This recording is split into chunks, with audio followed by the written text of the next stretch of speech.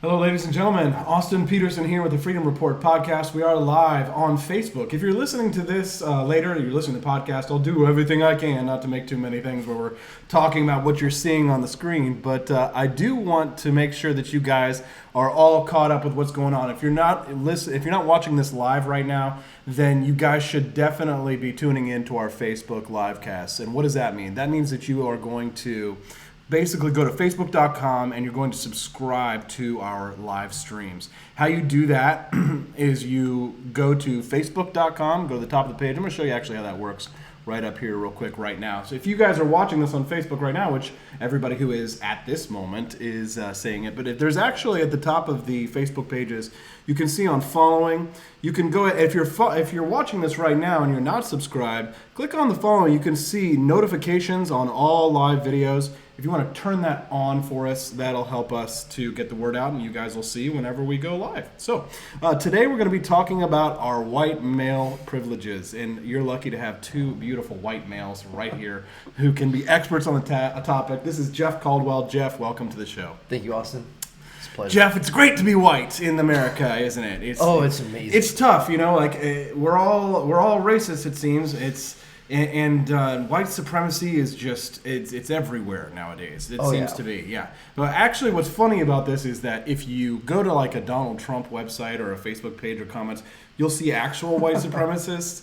But what stinks is that nowadays is that everything you do is questioned as a white male, right? Everybody's watching you. You don't get an opinion. Everyone's watching. And you don't get an opinion because you're a white cis male. And so don't mansplain to me today about your opinion on things is all I want to say.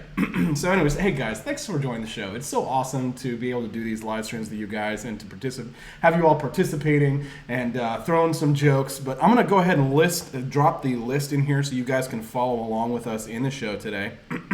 And you can share this article with your friends so they can see all the fun and mayhem and hijinks that we get down to on a daily basis. So let's see. Let's drop this in the post right down there. It is one of the funniest ones that I've read in a long time. All right. So Jeff, let's start at the top white male privileges. It's a thing. It's a thing apparently, but don't tell that to all the homeless people or the majority of men who commit suicide or die in war or have to go down on the Titanic. Apparently, according to social justice warrior idiots, only white males can be racist or sexist. So, in that spirit, we asked our readers to post their white male privileges, and we got some good ones, didn't we, Jeff? Oh, it was awesome. Yeah. All right, so here's the first privilege that we get as white males, and this was sent to us by Chris, who says, "I'm privileged to not have reproductive rights or any decision in the matter." Ouch. Chris goes right for the jugular here, and he says, men have no reproductive rights, only reproductive responsibilities. According to feminist author Richard Newman, he says, male heterosexual responsibility should begin with the realization that once we fertilize the egg, unless we have agreed beforehand with our partner on the consequences, what happens thereafter is beyond our control. It's sadly true. I mean, women can actually surrender their babies and without informing the father that they've given up the child. This is an interesting problem because if men have no rights to decide on abortion or child surrender, why should we have to pay child support? Shouldn't men not be forced to be a father if a woman doesn't have to be forced to be a mother? What are your thoughts, Jeff? I really honestly think that's just a crazy notion. Like, we do have responsibility as individuals to make sure that our reproductive rights are protected. Because if we give those up, they're gone. And so that would actually mean that the human species potentially would be wiped out. So now here's a question to the people who are following us live right now. Do you think that a woman ought to be able to give up a child for adoption, surrender a child without the consent of the father? I personally don't believe so. Right, but if they have that right, if they have it, shouldn't men not be forced to pay child support then? An opt-in system? Yeah. All right, moving on. Okay, so what other white male privilege do we have? We have the privilege of paying full price for college. Yes, scholarships for minorities. Ain't nothing wrong with that. But sometimes I wish I could get a scholarship just for being Whitey McWhiterson over here. This one time a guy tried to establish a scholarship for white males, and all hell broke loose, of course. This guy's name is Colby Bohannon. He was a former student at Texas State University. He started a scholarship where all you had to be was 25% Caucasian as a way to qualify. And this is a way to show how discrimination is tolerated only when it's against white males. What do you think, whiteys? Whew, that's a tough call. Shut up, white man. That just goes back to private property rights.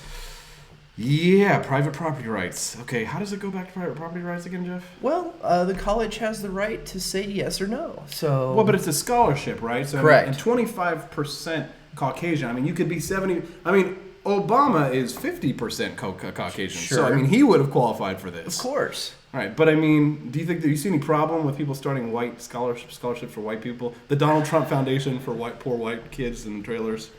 I don't know. That would be up to the free market to decide. I don't have the answer to that. It'd end up like Hillary Clinton's foundation. Right. Ooh, but they actually help governments, so that's they help Hillary a lot. Is what they do.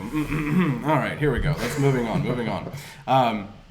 Onward. The ability to rape using only their minds, says a female who said that she needed feminism because men can still rape even without laying a hand on a woman. Mind rape happens all the time, right? Where's my alien?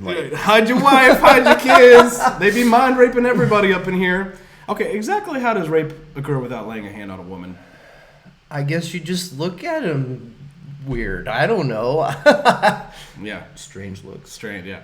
But some people were wondering, if the guy who got the naked dancing guy at the LP convention, was that a violation of the NAP? I mean, was that eyeball rape? Right, because I didn't consent to seeing him dancing up on that stage. He did violate the terms and conditions of the hotel. Oh, really? No shirt, no shoes, no service. Oh. So he stripped down, violated the rights. So he did violate the NAP. But our NAP is a little bit different. That's true.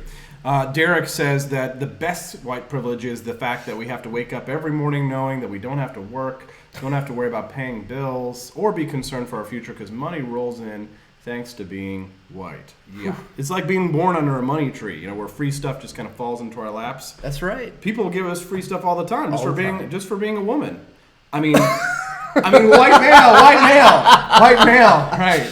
For a white male privilege. Right. I actually established the Federal Reserve in my backyard. Yeah. I'm rolling printing press right now. Anyway, so here's some really good list of funny things. You can pee standing up at a NASCAR race. I've seen women peeing standing up. So okay, no, we don't need to go on that. We get to live longer in horror movies. We have an inclination to heavy mayo. And we get the Yellow Bean catalog in the mail, even though we never bought anything. Yeah. And so these are some good privileges. All right, Lord, what's wrong with these children?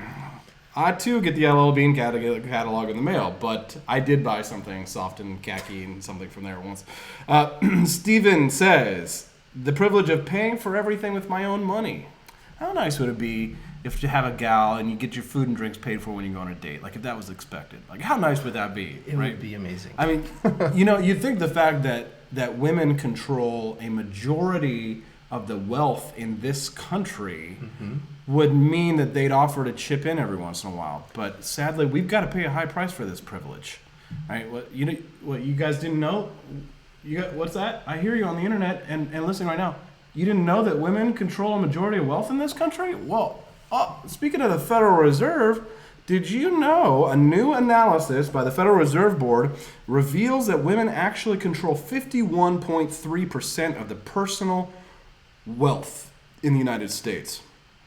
Listen to this. According to a poll of 1,000 voters conducted jointly by Celinda Lake and Linda Duvall, top female Democrat and Republican pollsters, Americans have an inaccurate picture of the control of wealth by women. The myth that men control most American personal wealth is wrong.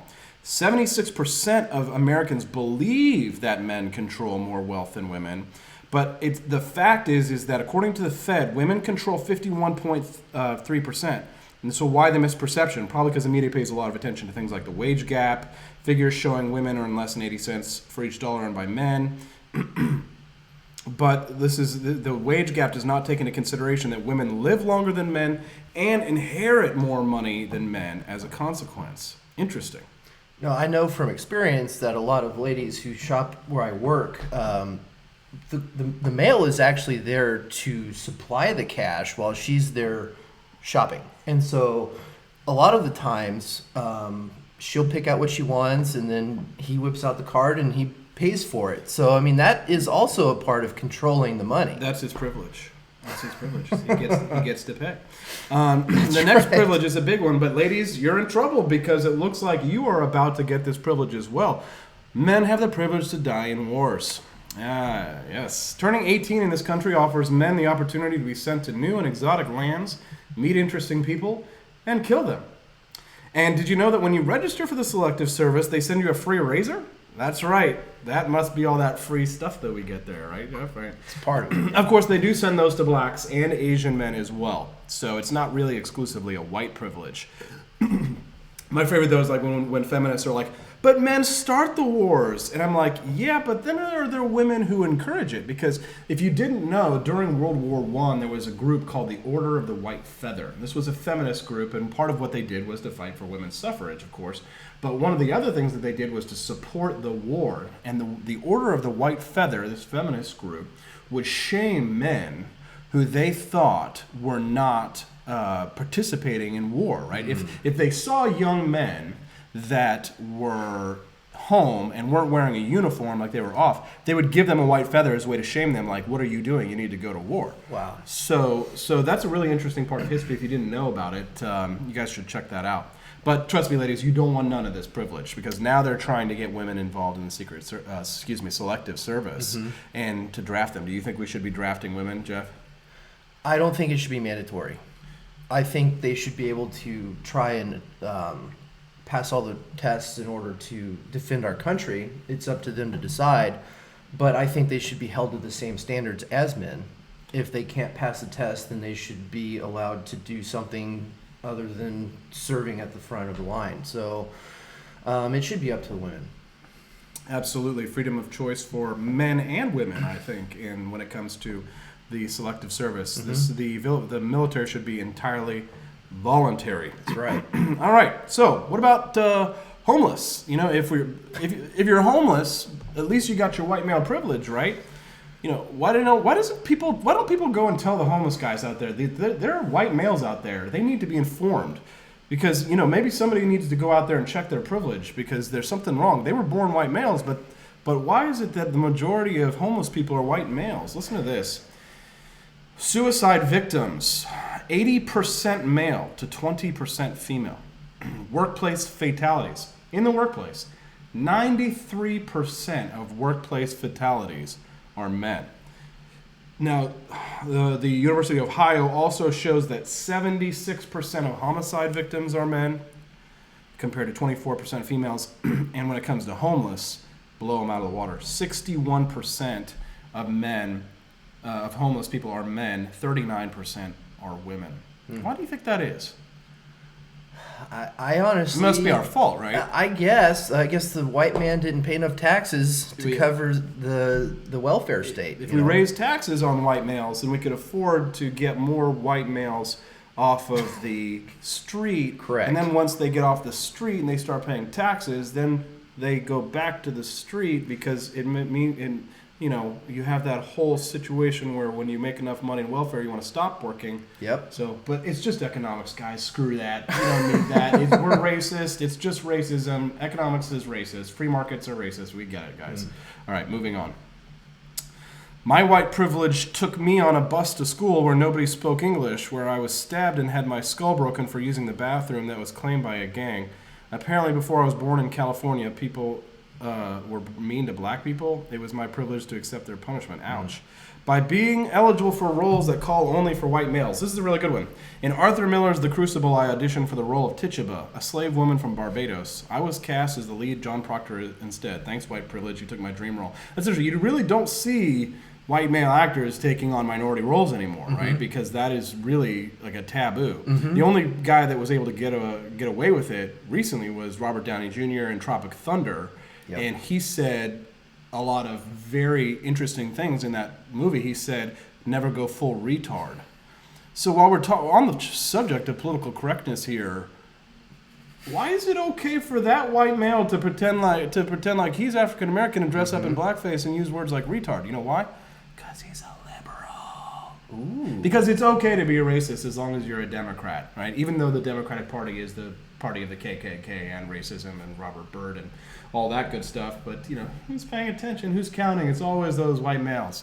None of the problem. It's always buried in the news. You never see it. Right.